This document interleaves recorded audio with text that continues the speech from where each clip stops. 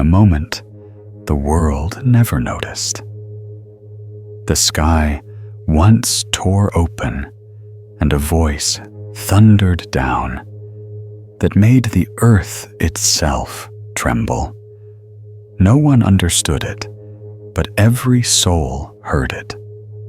The 10 Commandments were not just written on stone. They were sealed with fire and blood. But there is still one thing no one speaks of: a third tablet, waiting in silence. And when it opens, you won't hear a voice. You'll hear yourself.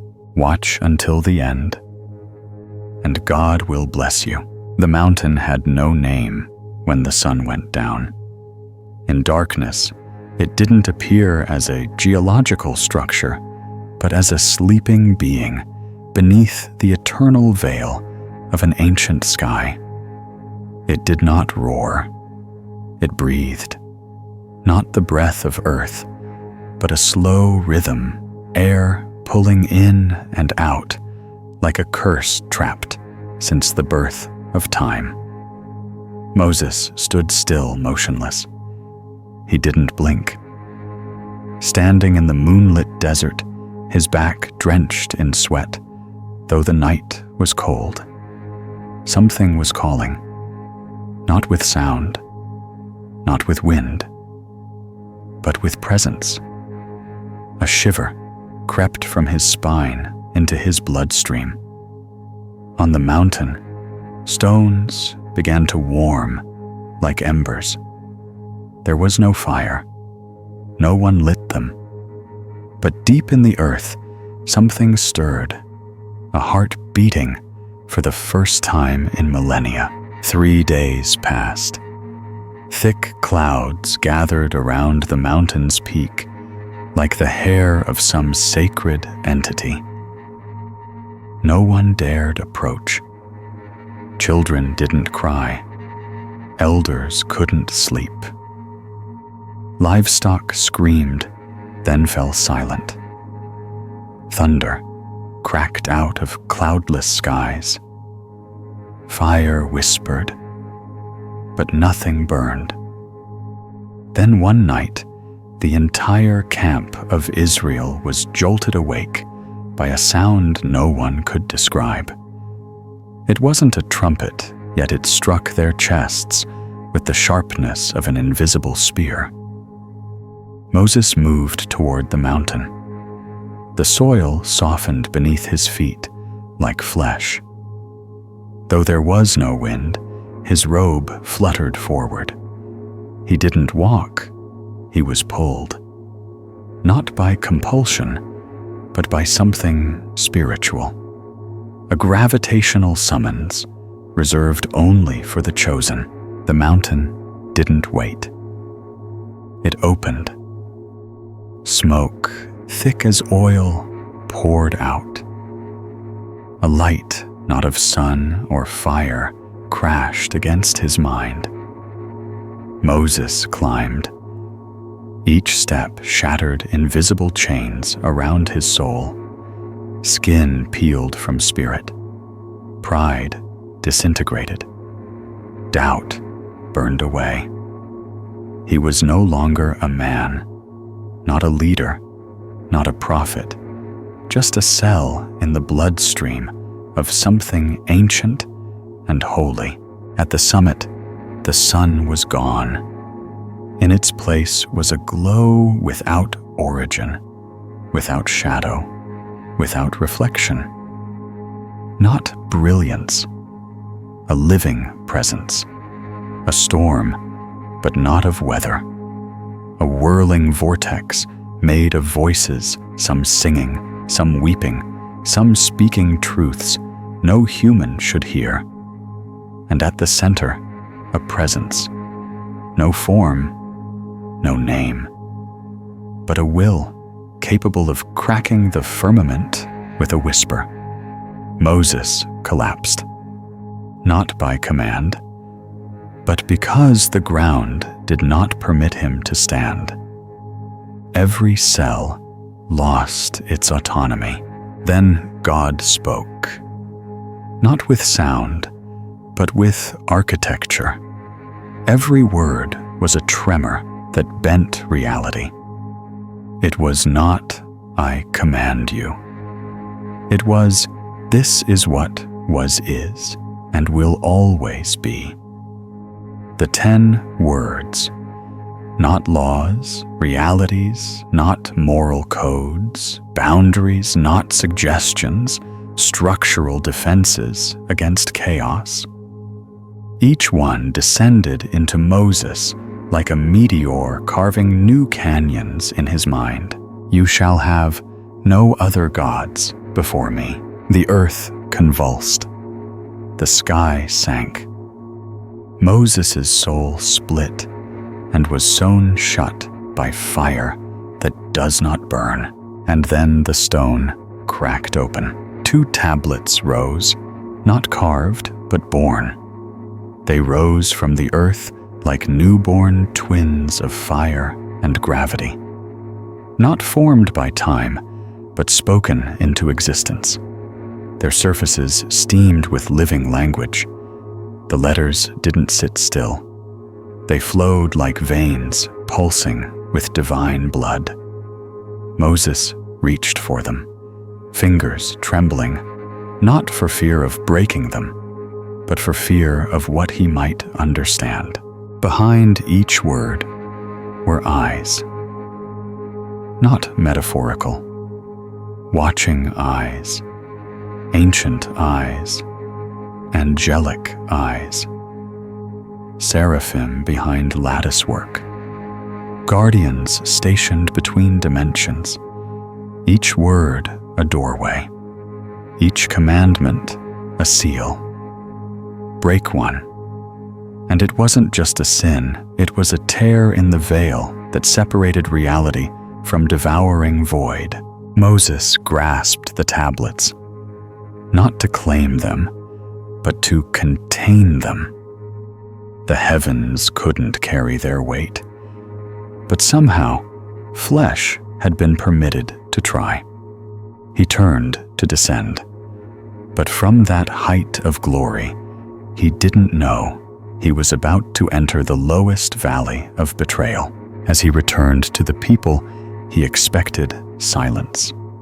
Instead, he heard drums, flutes, laughing, chanting in a tongue not taught by heaven. In the center of the camp, a golden calf, forged by hands, but glowing with presence not of earth. A false light, a counterfeit flame. No one recognized Moses. No one bowed. No one noticed that the mountain was still rumbling within his body, and the tablets didn't fall. They leapt, as if even heaven could not bear the sight, as if stone itself refused to witness what had become of its own image. When they shattered, they did not sound like broken rock. They sounded like thunder from a courtroom in the sky. Their cry echoed across timelines. Old seals trembled. Ancient watchers stirred. And somewhere hidden in the smoke, a whisper not of heaven laughed. Moses screamed, but the mountain did not answer. It had already given its holiest treasure and been despised, but the story wasn't over. Once the tablets broke, history would never be the same, and from that moment on, anyone who heard the voice of those commandments would have to ask themselves, are you reading the law, or is the law reading you? They say the sky is silent until it chooses to scream. And when it does, the silence it leaves behind is never the same. Long after the mountain had stopped trembling, long after the dust of shattered stone had settled like ancient ash, something still echoed, not in the air, not in the wind, but in the bones of those who had stood too close to God. They didn't know what they had heard, only that it wasn't meant for them.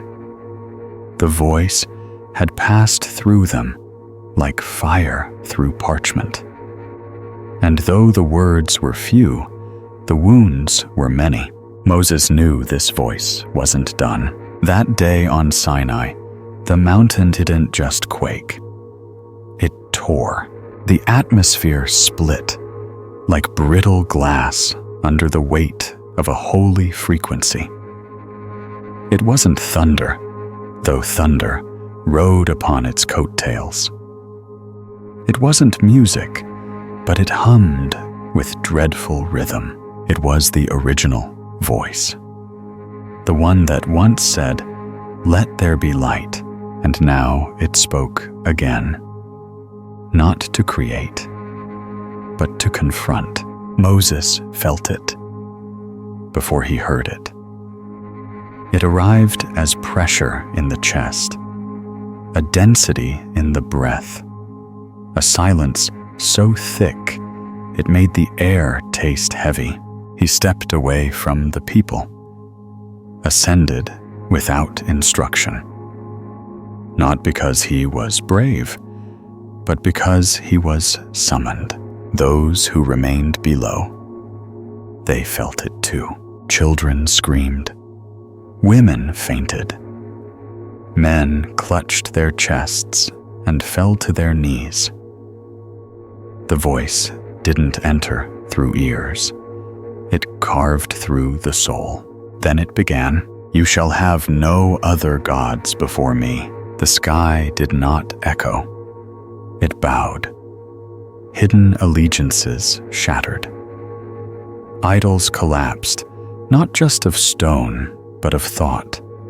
Spirits, long attached to secret corners of the human heart, shrieked and fled.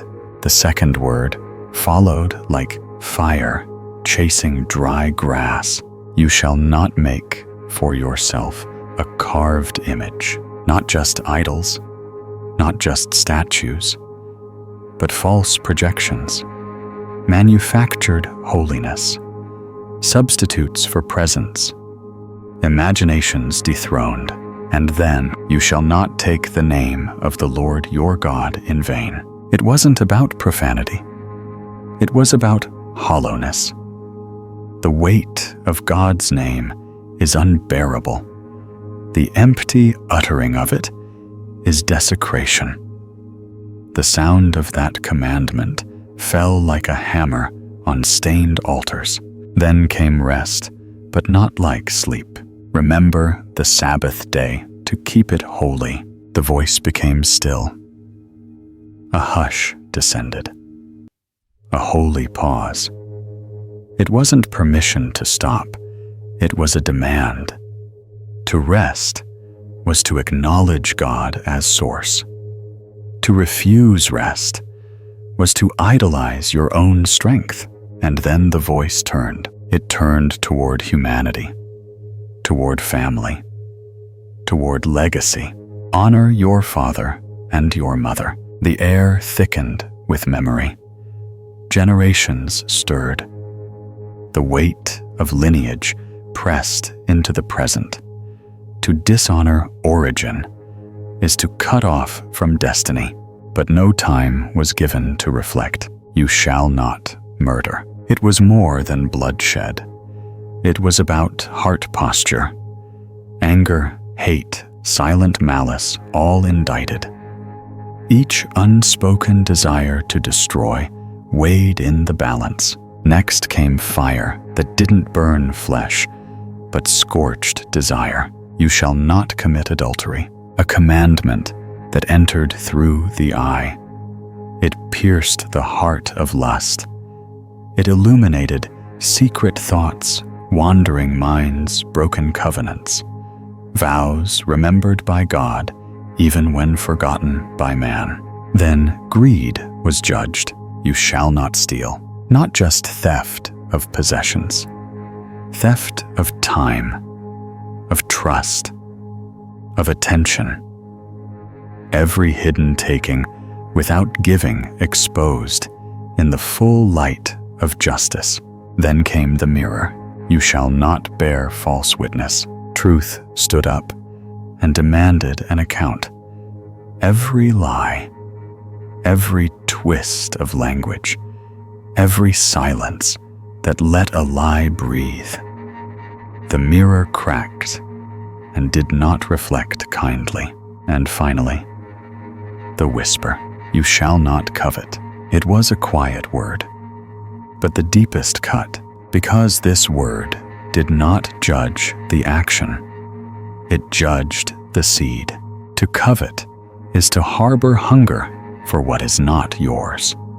It is the womb of all sin. And when that word fell, it didn't echo. It stayed, hung in the air, like a quiet storm cloud, refusing to dissipate. The voice stopped, but the silence it left behind was not peace.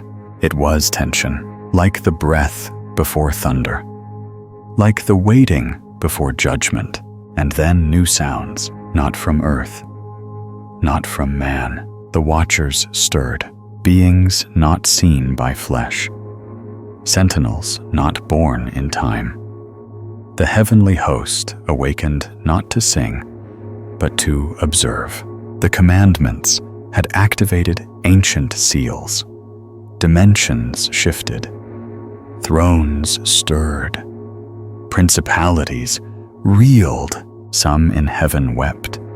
Some below trembled. But not all rejoiced. In the shadows of reality, darkness hissed. It knew these laws. It had once known them intimately and had chosen rebellion. Now they had returned, holy, absolute, sealed in fire. Moses did not move. He could not. The voice had etched itself into his blood. The commandments weren't outside him anymore. They lived inside his breath. And when he opened his eyes, he knew the next part of the test would not be hearing the voice. It would be delivering it to people too afraid to listen, to hearts too heavy with idols. The voice had split the sky, and history would never close that wound. Moses descended the mountain slowly. Stone tablets pressed to his chest like living hearts of flame. The words engraved on them were no longer just commandments. They pulsed. They breathed. They whispered warnings he couldn't yet interpret. Every step downward felt heavier than the last. The sky above still bore the scars of divine speech. Clouds remained torn, streaked like claw marks across heaven. Even the mountain seemed reluctant to let him go, as if it knew what awaited below. Then he heard it. Laughter, not the joyous kind that warms a home or lifts a heart. No. This was hollow, sharp-edged, and layered with madness. It rose like smoke, like a taunt. Then came the drums, rhythmic, violent. Chanting rose next. Foreign syllables. A language not taught by angels or elders. Words with sharp consonants and twisting cadences, incantations disguised as celebration. Moses paused. He felt it, the shift. The presence on the mountain had been wholly majestic, terrifying in its weight. But this presence, what now lingered in the valley, was different. It was artificial. It mimicked the holy, but carried no soul. It was shadow wearing light, echo without origin, the forbidden idol. He stepped off the final stone and saw the camp, and his heart broke. In the center of it all stood a golden calf gleaming in the sunlight, as though it had been blessed. But Moses saw deeper. It gleamed not with glory, but with theft. Jewelry stolen from Egypt. Melted dreams. Pride turned into metal. Around the idol, the people danced, their robes twisted like serpents. Their bodies moved with wild abandon, and their eyes, God, their eyes, were empty, wide open, but unseeing, as if each soul had stepped out and left only flesh behind. They sang to it, called it their deliverer, said it was this statue of their own making that had brought them out of slavery. A lie, a blasphemy. Moses staggered. The tablets in his hands burned hotter, not from the sun, from grief, from betrayal. Each commandment, carved into stone, now screamed in protest, not just broken by action, but violated by delight. He cried out, not words, but something deeper, a sound that only the angels could understand. The wail of a prophet whose people had traded pyre for glitter presents, for parody.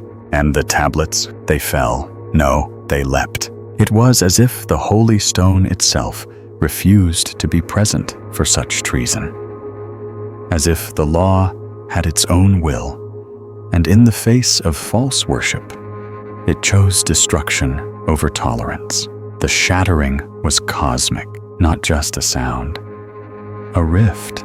The air convulsed, the earth winced, the people stopped dancing. But it was too late. The covenant had been broken, not in silence, but in song, and something had awakened, not from above, not from below, from within. The idol pulsed, its eyes glowed, though it had no life. Or did it? Moses stared at it, saw the truth beneath the surface. It wasn't just gold.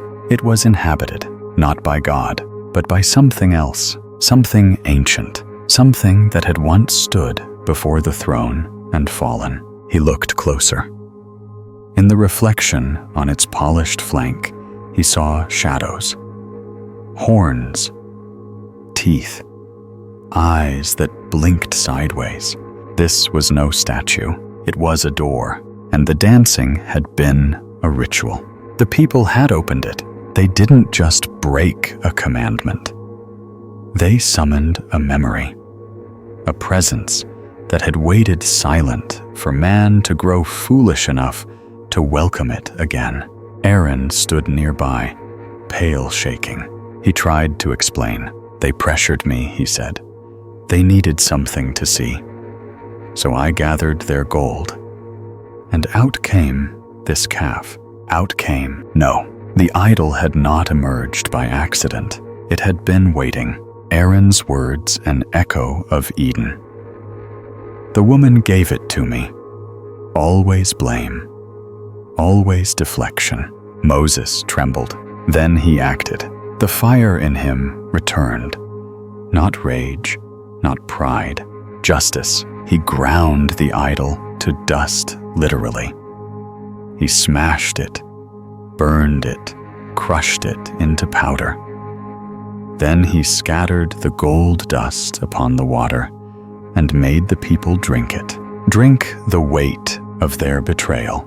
Drink the remnant of their rebellion. Let the idol enter their bodies so that no one could pretend innocence. Some wept, some screamed, some vomited.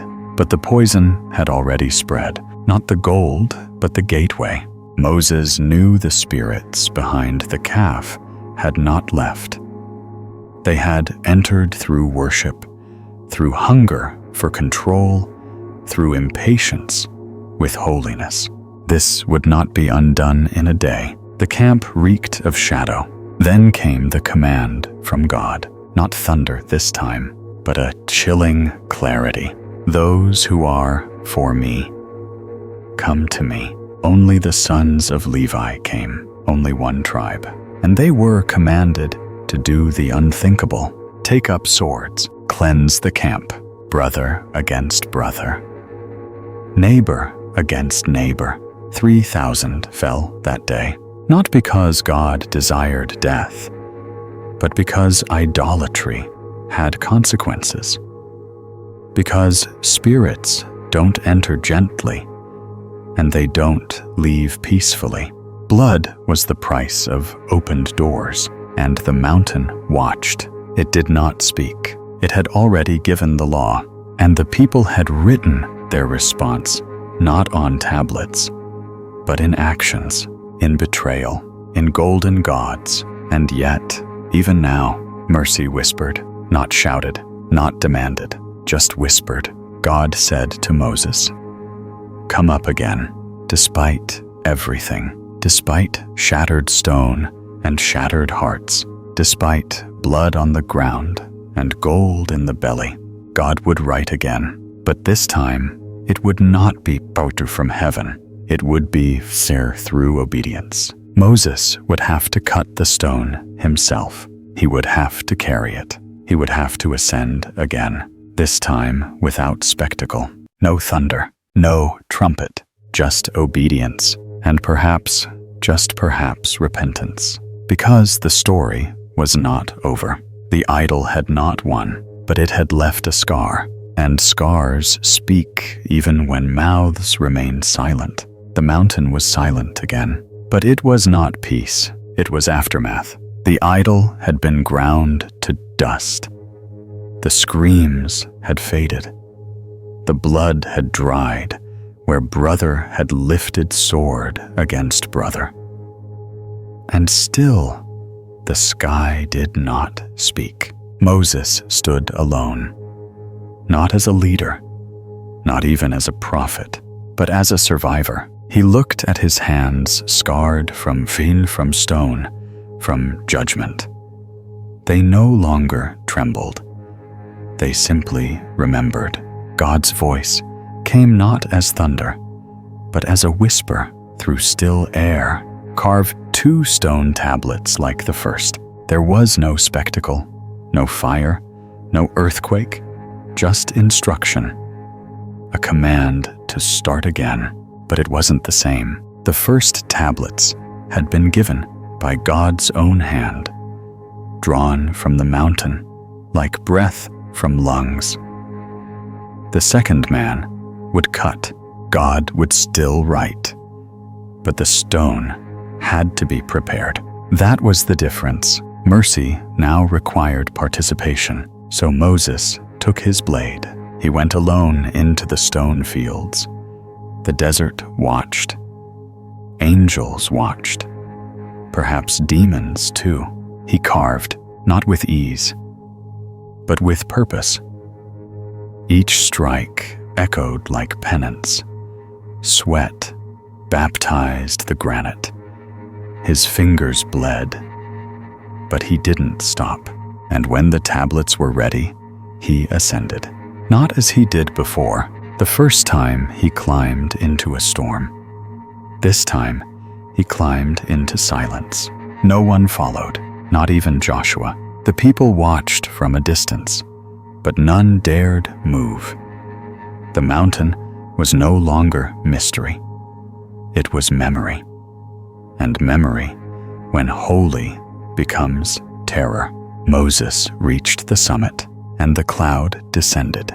But this time, it didn't roar.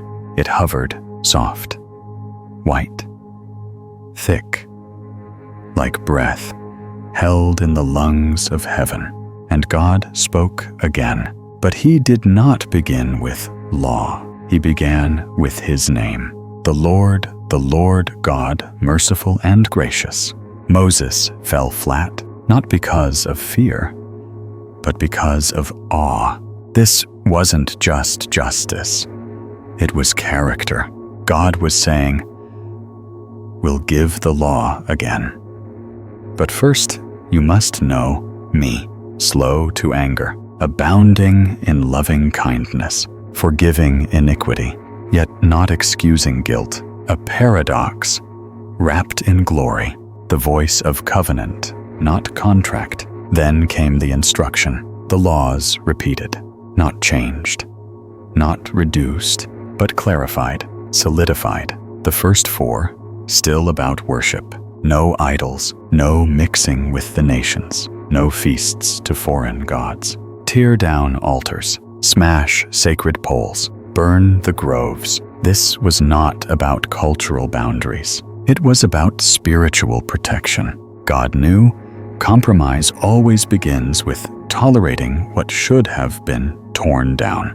Then the next 6, still about living. Rest on the 7th day. Honor the firstborn. Bring no leaven near his presence. Offer what is pure. Live like those who carry his breath. These weren't rules. They were reminders. Reminders that holiness is a posture, not a performance. And then Moses did something that hadn't been done before. He asked to see God, not just hear, not just obey, but to see. And God in mercy said yes, but not fully. No man may see my face and live. So God hid him in the cleft of the rock, covered him with his hand, passed by, and Moses saw the afterglow, the back of glory, the trail of majesty. And in that moment, he changed, not spiritually, physically. When he came down from the mountain, his face shone, not figuratively. It glowed, radiated, like moonlight forged in the furnace of God. And the people, they were afraid. They could not look at him. He had seen the divine trail, and now he carried it in his pores. He wore a veil, not to hide shame, but to shield them from wonder too holy to behold. And then came the pact. Moses read the words, all of them, aloud, before the people, before the stones, before the heavens. And they responded, not with dance, not with music, but with agreement. They said, we will obey. And blood was shed, not as punishment, but as sealing. Moses took the blood of the sacrifices, sprinkled half on the altar, half on the people, a crimson covenant, not signed with ink, but with life. The people had broken the first tablets with joy. Now they received the second with fear, but fear that was holy, the kind that heals, that binds, that remembers. This was no longer just a law written on stone. It was a fire branded into flesh, a blood pact, a divine echo. And the mountain, it sighed, a deep, weary exhale, like one who had witnessed too much and still chose hope. They were not just rules, they were altars. The first 4 commandments did not merely instruct, they initiated. They opened doors that man could not close, and they warned of forces man was never meant to tame. Moses had held the tablets again, this time by his own labor. Cut stone, raw edges. But the words, those words had not changed. Neither had their fire. The first commandment burned the deepest. You shall have no other gods before me. A declaration, a sword, a throne being established in the marrow of the soul. This was not insecurity. This was war. The commandment did not merely request loyalty, it demanded exclusivity. The God of Israel did not negotiate for a seat among many. He is the seat. He is the mountain. He is the flame. And anything else? Everything else is intrusion. When God says no other gods, he speaks into the cosmic courtroom, where lesser thrones still whisper. Ancient deities still offer shortcuts. They do not die, they are displaced. And displaced gods become jealous spirits. They linger in symbols, in rituals, in pride, in nations. This commandment didn't just clear space, It shattered altars, because other gods are not always golden. They are sometimes made of approval, of ambition, of ancestry, of identity, and God, jealous, holy, eternal, does not coexist. He consumes. This was the fire Israel didn't understand. They thought it meant to choose a religion, but it meant to choose a realm, a kingdom, a side, and once you choose him, you cannot serve another.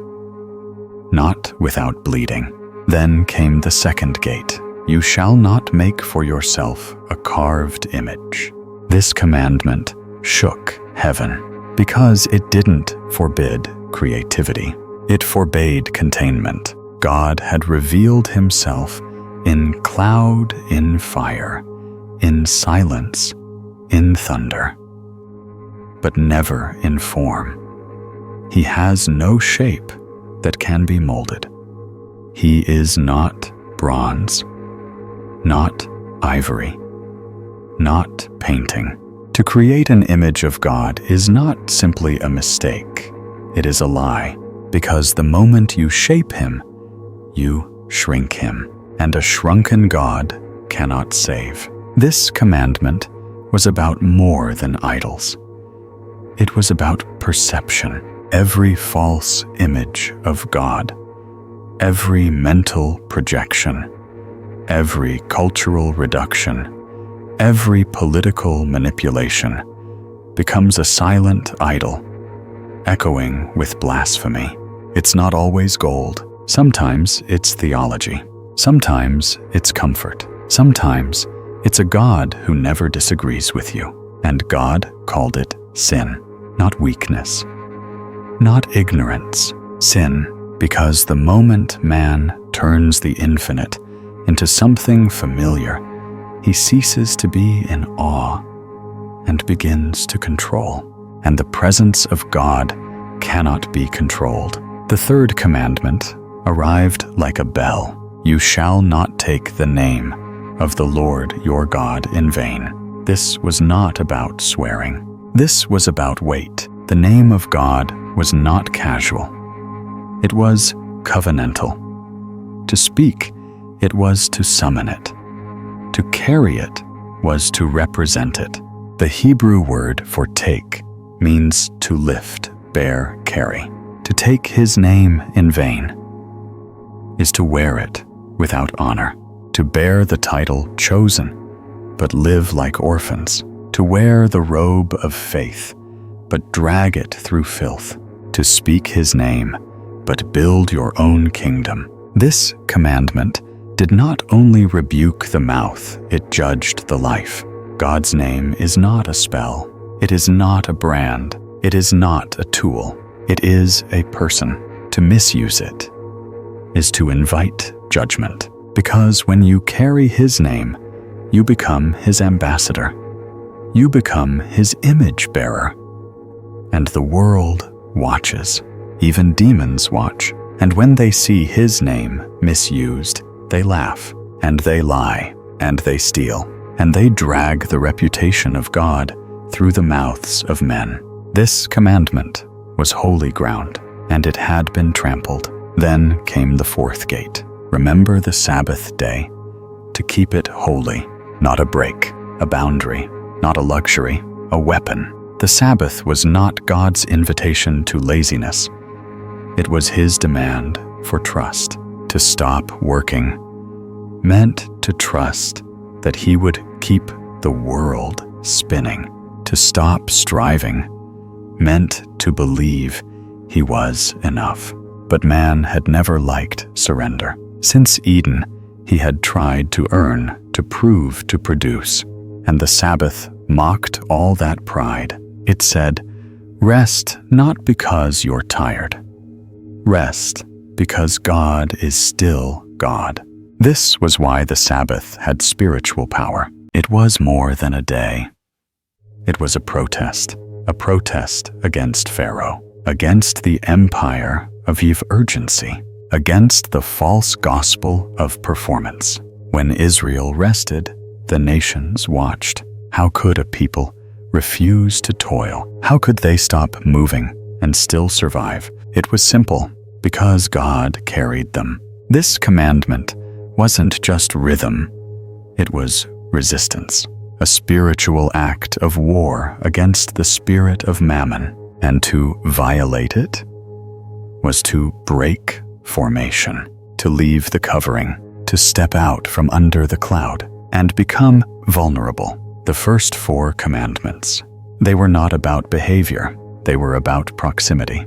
They were invitations to intimacy and warnings against dilution. Each one was a gate, a threshold, and behind each stood a guardian, a cherub with a flaming sword. These were the holy things, not to be touched without reverence, not to be handled without preparation. They were the territory of fire, and fire does not ask permission. It purifies or it consumes. They were not just rules for living, they were mirrors. The final 6 commandments did not gaze upward. They looked across, at faces, at flesh, at families. They revealed not who God is, but who we are when He is not enthroned. Moses knew these laws weren't merely divine instructions, they were divine diagnostics, a scan of the soul, a map of decay, a blueprint for healing. They began not in heaven, but at home. Honor your father and your mother. Simple, ancient, sacred, but behind it, fire. This was not about manners. It was about memory. To honor one's parents was to honor the origin of your presence.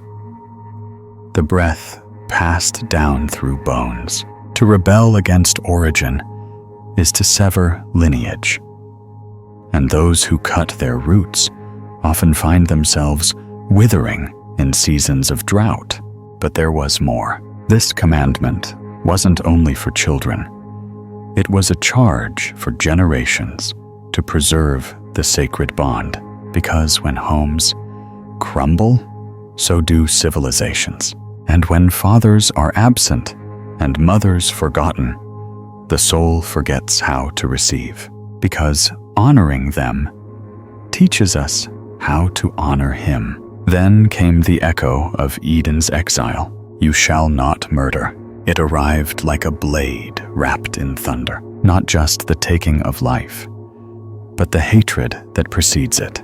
This was deeper than violence. It was bitterness, resentment, the cold, quiet decision to consider someone unworthy of love, dignity, or breath. Jesus would later say that even anger toward a brother was murder. Why? Because the spirit of death does not begin with action. It begins with permission. To hate is to host decay. To curse is to commit assault with the tongue. This commandment exposed the shadow kingdom within, a war not of knives, but of narratives, and heaven recorded them all. The third of the last 6 struck even deeper. You shall not commit adultery. It wasn't about impulse, it was about covenant. To betray the marriage bed was to betray the image of God's faithfulness. This law guarded more than fidelity. It guarded representation, because the union of 2 in oneness was not invention, it was reflection. Reflection of divine promise, of sacred connection. To adulterate that bond was to lie about God Himself. And yet, adultery begins long before the bed. It begins in the eyes, in the heart, in the quiet comparisons and slow compromises. The scroll of lust unfurled behind the commandment, and it wrapped tightly around even the most hidden fantasies. God sees them all, not with rage, but with sorrow, because what begins in desire often ends in destruction. Then came the thief's mirror. You shall not steal. This was not just about property. It was about trust. To steal is to say God has not provided. It is the language of scarcity, the declaration that I must take because God will not give. It robs not only man, but the honor of heaven. Stealing takes many forms: money, time, credit, even affection. Those who manipulate the emotions of others to feel needed steal. Those who delay truth for comfort steal. The commandment did not limit itself to objects. It pierced through motives. Every theft begins with entitlement and ends with separation, because what is taken unjustly always poisons the taker. The fifth of the six came like a courtroom crashing down. You shall not bear false witness. Truth stood on the stand and glared at the witnesses. To lie is to bend reality, to twist what is into what serves self. But this was not just about perjury. It was about every distorted word, every edited memory, every crafted narrative that casts light on self and shadow on others. God called it violence because truth is not neutral. It is sacred.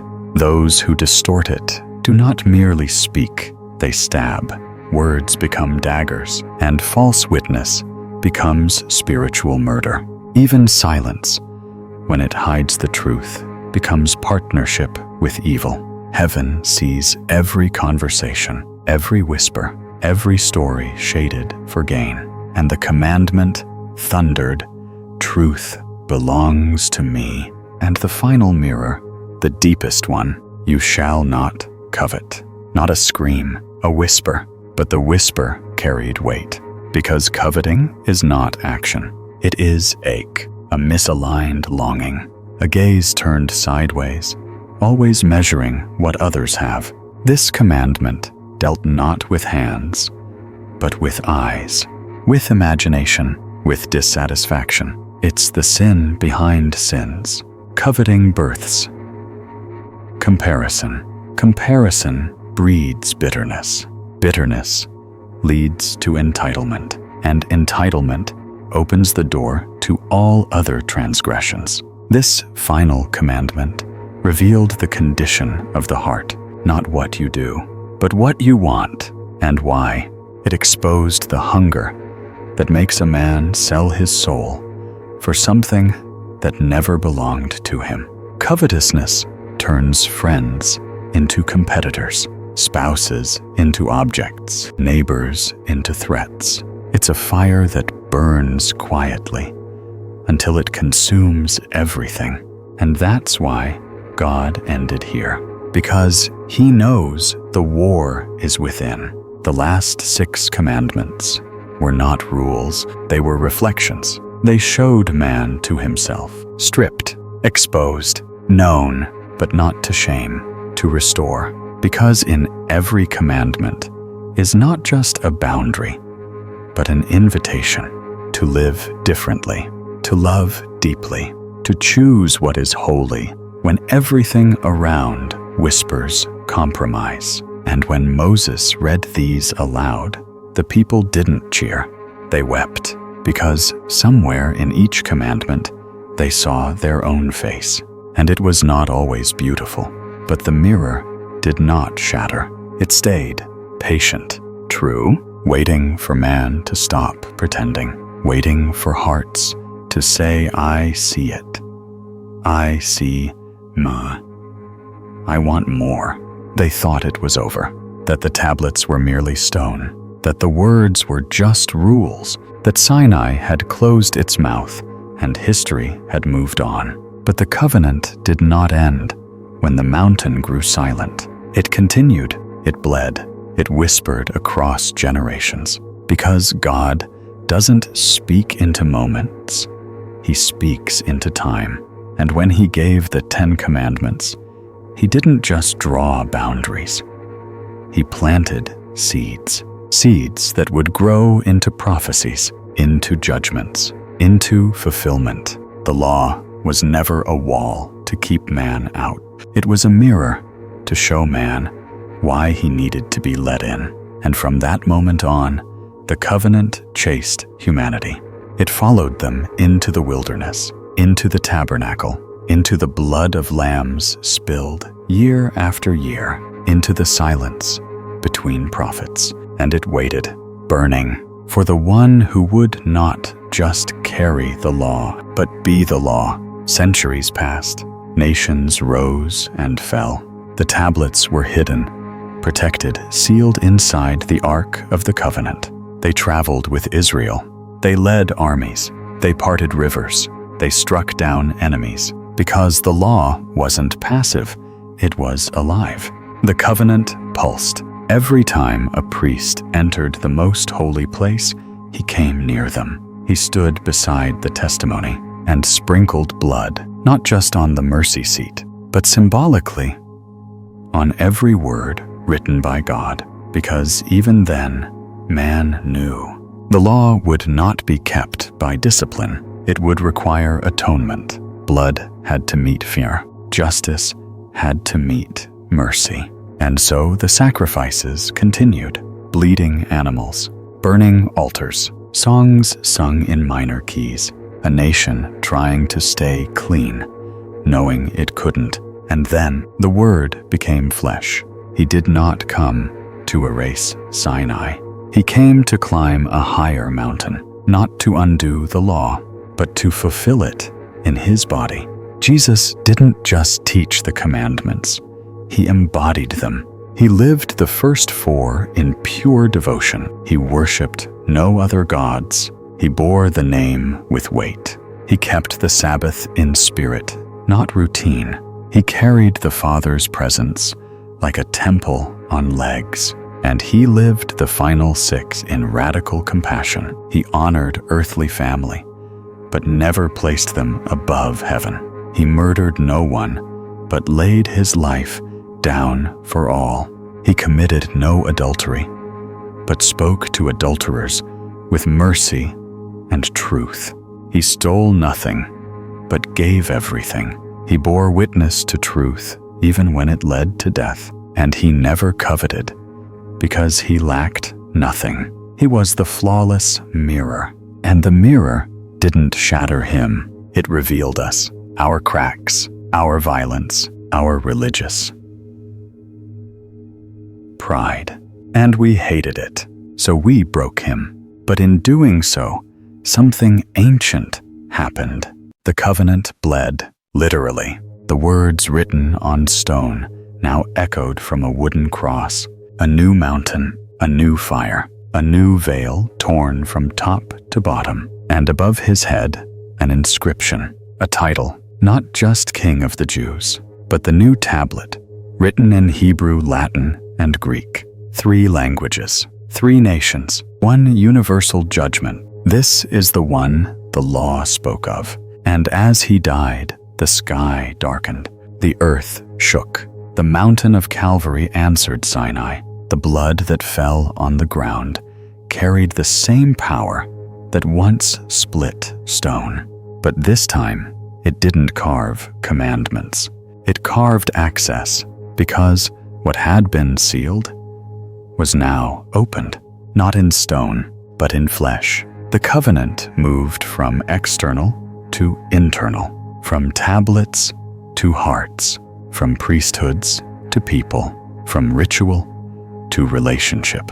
But make no mistake, the law did not vanish. It transformed. It took off its robe and stepped into the body of a carpenter. It breathed and died and rose, so that now, every time we remember the commandments, we don't just remember rules. We remember the cost, the blood, the silence, the scream in Gethsemane, the crown of thorns, the echo of "it is finished," shattering the chambers of the law. And yet, not a single word was broken. It was fulfilled in full, and now it breathes through us. The Spirit writes it not on tablets of stone, but on the tablet of the human heart. and he burns there still, calling, convicting, refining, restoring. This is the covenant that bleeds through time. It is not nostalgic. It is not ancient history. It is now. It lives in every choice, every altar, every whispered temptation, every surrendered yes. And it waits for the final fulfillment, when the mirror becomes a door and the law no longer accuses, because the bride is ready, clean, not by her strength, but by his. This is no religion. It is remembrance. It is a fire that does not forget. There is a legend, one not found in scrolls or carved in temples. A whisper, a rumor passed between prophets in dreams and among angels in glances, that there was not just 2 tablets, but a third, unseen, unspoken, hidden, not lost, just veiled, because some truths are too dangerous for history, too holy for religion, too eternal for time. It is said that when God descended on Sinai, he did not only carve into stone, he carved into reality. 1 tablet for man, 1 tablet for God, and 1 for the day of reckoning. The 3rd tablet was never meant to be held, only revealed. When the sky burns, and the earth groans, and time is no longer counted in suns, but in souls. It does not hold commandments. It holds consequences, a record not of laws given, but laws broken, not of deeds, but motives, every hidden thought, every secret hunger, every time a man bowed with his knees, but stood with his heart. The 3rd tablet is not written by God. It is written by us, with blood, with silence, with yes and with no. It contains no letters, only reflections. Each soul, when seen through it, either burns with glory or recoils in shadow. And it waits, not in some mountain, not in a vault beneath a church, but somewhere deeper, outside the veil of time, inside the chamber of judgment. Even now it breathes. Moses never touched it. He glimpsed it, perhaps, in the moment between covenant and collapse, when the golden calf glared with unnatural life. He felt its weight. He heard its pulse. But it was not his to carry, because it would only be opened by one. The one who kept the law, wore the cross, and shattered the grave. The lion, the lamb, the judge. And he will not read it as men read scrolls. He will see, and we will be seen.